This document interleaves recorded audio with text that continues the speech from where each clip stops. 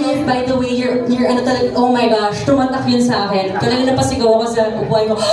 Grabe, I love the evening gown performance. So, how are you? Have you rested? Well, I got out of bed the day after at like 12 noon, which is like the first time that that's happened in 3 months. So just to lay down in my bed and have nothing to do was the biggest blessing. And of course, you know, I feel like it's so amazing being next to all of these girls. Like the fact that I get to be here with them is already a big deal for me. What a blessing indeed. Okay, who would like to go next? Walang nasabi, what a blessing. Truly a blessing. Miss Win, I'm a fan. Thank you. Ako naman, I celebrated my birthday. So, thank you. I celebrated my birthday and some of the candidates went to my house. Sinalubong namin yung birthday ko and actually nakakatawa. After the pageant, ang unang binigay sa akin, grocery list. Sa bahay. So, what a blessing also. Yes, blessing pa din. So, it's just nice to celebrate my birthday with the queens as well. And it's such a good gift kasi na-experience ko ang Miss Universe Philippines na dati ko lang dream. Ngayon, first runner-up na ako. Wow. Happy birthday, Miss Win. Thank you. As for me, nag-celebrate kami with Ate Win. I was there, present. So back-to-back celebration ang ginawa ko with my family, with Ate Win, with my team. So talaga, we poured our heart out talaga. Kasi this one is really a dream for me. And talaga, it's a celebration. And the support system ng team namin na nakamit na namin yung Supranational Crown. Yes. So thank you so much for the organization, for the trust. For me naman, kasi with my Miss Universe Philippines sisters, after the pageant, I actually attended the after party. I was a little bit late, pero I enjoyed the night as well. But kinabukas naman, I also spent the day with my family and also celebrated. Also slept for the whole day. Deserve. Kaya pala nandiyan pa rin yung winning glow niyong lahat because you've all rested afterwards. And of course, Miss Universe Philippines 2025, have you rested, Miss Ahtisa? Oh, I needed a rest because immediately after the after party, I lost my voice and I had to do a shoot because I didn't want to miss the chance to show everyone my new crown, my new sash. I wanted to work right away. I couldn't even sleep after the after party. Umaga na ako nakatulog because I was already thinking of a plan for Thailand. And after, I think my body gave up because 3 days before the finals, I was already sick. So I lost my voice. Now I'm getting it back now. I'm trying to rest still, but you know, this is my dream and I'm living it. So, bahala na the sickness. Yes, congratulations, Miss Ahtisa. Sana lahat ng may sakit din yung itsura, no? Alright, now, we open the floor to the media for the Q&A. Alam ko madami kayong tanong, especially for newly crowned Miss Universe Philippines 2025. Na by the way, sobrang glowing pa rin until now. Hindi nawawala ang winning go. Am I right, media? Grabe. Sana all. Tawagin mo na. Hi, I'm Miss Shirley from Mrs. Mayor and Phil Sarlaco. For Ahtisa, congratulations. It's unfortunate that some pageant fans are really terrible at spelling your name. Once and for all, can you spell it for us for the benefit of everyone, please? You know, I actually don't mind because growing up, all throughout my life, people mispronounce my name, they misspell it. So I don't really mind because I know they're talking about me. But it's spelled Ahtisa. What's the origin of your unique name? My father's name is Ahti. It's actually supposed to be pronounced Ahtisa. My father's name, my biological father, who's Finnish, his name is Ahti. And my mom made it, added an SA for it to be more feminine. And also, our reigning Miss Universe is from Denmark and you're Finnish. Did you get to talk to her because you're both of Scandinavian descent? Actually, Miss Universe Europe is from Finland. Yeah, so I spoke to her and we took pictures together and I told her that I really want to visit Finland because I've never been, even though my biological father's from there. Can you talk about your relationship with your father now? I don't have a relationship with my father.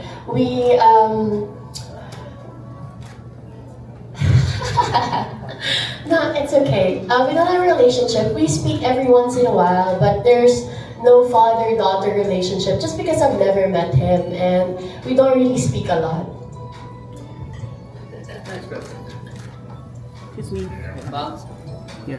Hello, good afternoon. Arlene Adina from the Inquirer. Congratulations, ladies. You also look so like Miss V. Miss V. Bakit dito yung si Miss V? I'd like to know, how do you plan to use your title for the good of society? From Q&A! Let's start with the first legal, from left to right. My left to my right. Well, me, tama? Well, I've been vocal why I joined pageantry. It's because to inspire moms like me to, dreams never expire even when you're a mother or a certain age. So I feel like in society, we should not belittle those kagaya namin mga nanay na sinasabi ng bahay lang kami, ito lang ang gagawin namin. So I think I sent that message right through all the people with what I've done. And I hope I have inspired a lot of women also to do the same. Na huwag matakot na habulin ang dreams nila kasi wala naman talaga dapat pumigil doon. Thank you. I'm always vocal when I'm very an advocate for mangrove reforestation, and now knowing that Cosmo has a lot of causes, I am really excited to be part of that. And I'm going to have my grad homecoming this May 8, 2025, and one of the itineraries there included is to plant mangroves, of course, with the support of the province of Sultan Kudarat. So from there, we're going to start na, and I hope magtuloy-tuloy po itong causes na ito. For me naman po, sabi ko nga sa Q&A ko, babae naman. So as a women empowerment advocate and also an entrepreneur, I feel that women could break barriers in whatever industry that we are in. So I would continue supporting Project Pearl. This is one of the organizations from our Love Above All. So I'll be going back to Tondo and visit the nanays and hopefully continue to support their advocacies and have projects with them that would really sustain their families. Apart from working with organizations that Miss Universe Philippines actually work with, like Pearls and Save the Children and Love Yourself, we already work with organizations like this to further the causes that Miss Universe organization believes in, and as well as Queens. But apart from that, I think just being on this platform, showing everyone that sometimes the dreams that you make for yourself, sometimes they take 17 years to achieve.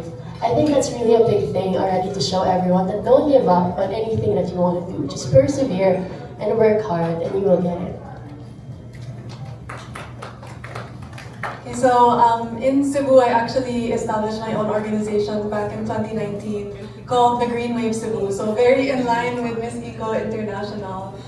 The project that I've been trying to grow a lot is called Sabon Sumpo Anon. So I work with the tourism industry in Cebu. So a lot of the biggest resorts donate their lightly used bar soaps to me. And then we have remolding workshops and distribute our new bars of soap all around Cebu province. So my plan with this title is to grow it bigger. My problem has always been funding. It's always been finding a way to keep it super sustainable. And of course, workforce. So I really hope that with the network that I get from being part of this organization, I'm going to be able to grow it even further. And I feel like another problem I've had with it is not really being able to share it as much with the world as I would want to. So I think being on this higher platform now, it's really going to allow me to share it more. Not for the sake of having my work be more well-known, but really just to be able to reach a further amount of people. Hopefully not just in Cebu, but in the whole Philippines. Well, for me, I want to start off by saying that one of the reasons why I'm really grateful for my title is because I am able to advance my causes with the partnership of the Miss Universe Philippines organization. And I've always known myself really to be really cost-oriented. So with this title that I have, aside from, of course, supporting our newly crowned queen, Ahtisa, and of course the other queens, I would like to use this platform to go around more the Philippines and promoting, the 17 Sustainable Development Goals through education. So I'm really excited to be able to do that and also to use my social media platforms because that's basically where a lot of people really are tuned in, and I think that can really be a big help to advance our causes. Thank All you. right. Such wonderful questions. Such wonderful questions and also such wonderful answers. Another question from the media? Hi. Hi, I'm Christian from the Crown Philippines. Probably Ahtisa could answer on behalf of everyone. But this is another edition that has received enormous support from the Filipino pageant fans. More than 6 million views on YouTube of the coronation night. So, with the crowns and the titles with you right now, how do you stay grounded and, continue connecting with the fans? I think for me personally, it's really important the people who surround me. And the people who surround me and support me, they remind me that apart from this crown, I'm still Ahtisa. We're still who we are. And this is just an added responsibility for us. It's just added audience for us. But at our core, we still are the person who we were before we were crowned. Thank you. Congrats. Any more questions? Hi, my question is for Miss Winwin. Hi, I'm Carby from GMA News Online. Miss Winwin, there are many fans curious na kasi there were guesses, what's your gown gonna look like, but you chose that gown, which is stunning, can I just say. And can you tell us more about your gown? What was the thought process like in choosing that color, that style? Is there like a specific message you want to deliver through that style? A lot of people actually expected green, I think.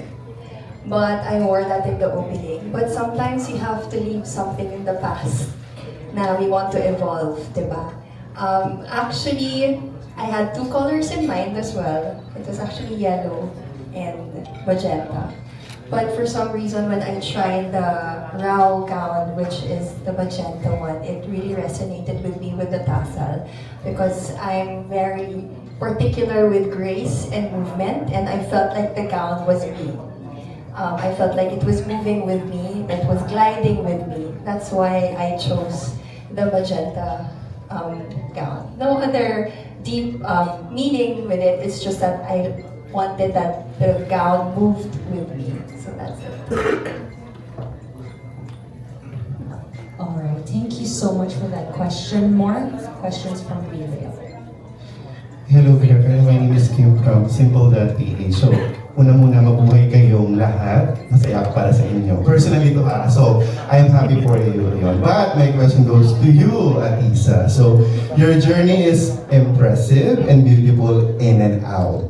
And then, nanalo pa nga, mayroong mga ipapash pa rin, di ba? But my question is, anong gusto mong sabihin sa iyong lola?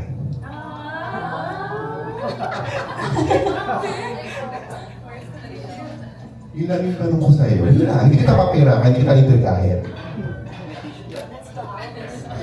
Okay.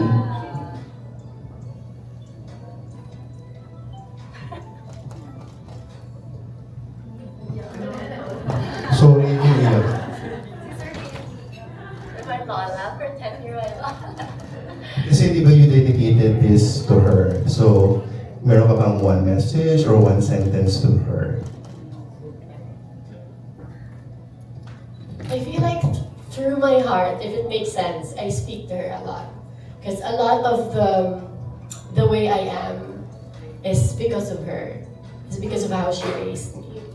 And I just wanna, like more than anything, I'm grateful that even though she had passed from this world, she's still with me and like she pushed me to go for my dreams. And like I'll forever remember her and forever she'll be in my heart. Okay, thank you. Thank you so much. And I'm sure she's smiling from above, Ahtisa. Okay, any more questions? Hi ladies, you look so good. I must say that I think I told why? Me? It's me, sorry, yeah, came from the anyway, never mind. No, I was telling Sina Voltaire and Sina Shamsi and Jonas like like watching the pageant. It was like an amazing final Q&A. So congratulations. I super loved all your answers. And honestly, after I was like, oh my gosh, sino kaya yung mananalo? Like that. So yeah, congratulations. You all answered super confidently. And you were so sure of yourself. So you did a great job in the Q&A. Kasi yun lagi yung, di ba, medyo tigilid. But anyway, Oh my. I mean, people are usually like nervous about the Q&A, di ba, Jonas? So, I'm so happy. So happy. Di ba? Yeah, of course it is nerve-wracking talaga. So you guys passed with flying colors. So I wanted to ask, like, I saw Miss Sultan Kudarat outside with your fans after after the pageant. I was still so happy. So I just wanted to ask a little bit of each. What was your after pageant moment that was so special for you na talagang wow, savoring this time? You want to start, Miss Sultan Kudarat? I'm actually from Miss Sinalaan, but... Okay, sorry, okay. Disclosure, galing pa ako sa ER. Galing ako sa ER ng Asian Hospital. So, yeah, sorry. So, Aloan, can I have your waistline? You don't need to, you already have it, come on. But definitely, the first thing that I did when I got out of the stage, I actually went to find my family, and they were actually all waiting at the parking. So everybody was there, everybody from Sinalaan who watched was also there. So I felt really loved, and I've actually shared this one before too. I've never felt so supported and loved like this before since I joined pageantry, and I felt like everybody was there backing me up, still rooting for me and all. And there was a lot of emotions going on, roller coasters of emotions, all the highs and the lows. I was able to feel it afterwards, but they made everything so special. They made that situation really special, and they made me feel loved. So I'm really grateful for my family for being there waiting for me after. Hello. So actually, I'm gonna be real. I was enjoying my time the whole entire night. If you saw my face during swimsuit, I think you know that I was really enjoying. For me, the second that I was called into top 6 was where I already felt like I was a winner in my own right. Only because I knew how tough this batch was, and it just meant a lot to even just be there in the top 6. One thing I prayed for before we even started was I just want the ability to answer Q&A. And so the fact that I was able to do that and just share my heart, I was so happy after. We kept taking photos backstage. After that part, we were all just super happy. And after just seeing my family, all the different events we've had, my family are always waiting there for me to come out. One candidate out of 66, my family is just waiting there for me. And so coming back home to them, especially that we're not from here, we're from Cebu. So seeing everyone who flew all the way out just for me was just the biggest celebration after. Super. Last ka na, Ahtisa. Go ahead. Win-win? Yeah. I think you were there, Miss Dayan. Yeah, you were there. That moment when my daughter ran up to me and my partner. So, hindi natulog yung daughter ko from the start of the pageant until the end of the pageant. Hanggang pag-uwi namin, gising na gising siya holding the banner Muntinlupa. So, my partner had that photo. So, I think yun na yung prize ko talaga na my daughter has seen me on the Miss Universe Philippines stage, that she could say that when she goes to school that my mom is Miss Universe Philippines first runner-up. So,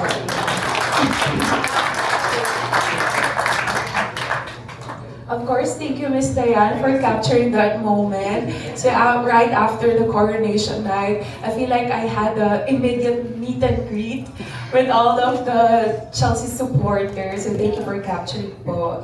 And of course, aside from that, my best friend, she's working in Qatar, and she went home just to watch my coronation night. And I was really amazed and shocked when I saw her, and of course I cried a lot.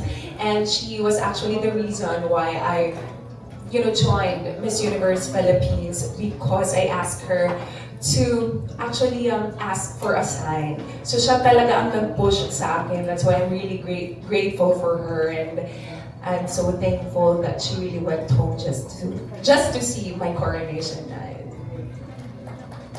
Miss Daguin, you were so stunning. I loved your hair all throughout, I must say. Really, Thank you, Miss really stood out. Dayan. For me naman po, during that time, out of the arena, straight lumabas po ako, thinking, sino kaya susundo sa akin? Is my family still there? Because my parents were senior citizens. So, inisip ko, baka umuwi na sila agad. So, ang sumalubong po sa akin out of the arena is my friends, second family ko. They were all shouting, cheering for Taguig. I was so happy to see them. And then when I saw my family, when I came home na sa bahay, may nakita akong tarpaulin. Yung mom ko nagpa-print agad ng tarpaulin, so it's all there. Miss Supranational, she's so proud, and if she's watching this, I love you, Ma, and Miss Supranational ka na. So I'm so thankful, I'm so happy for this opportunity. Ahtisa. My moment was, I haven't even left the stage. The moment they called my name as Miss Universe Philippines, I was happy, but also I was so happy with everyone's reaction that, you know, it's also their dream to be Miss Universe Philippines, but I saw how much they celebrated that I won. And it really shows how amazing all of these women are. Even though they had to give up on their dreams, or I got their dream at this time, they were happy for me and they celebrated me.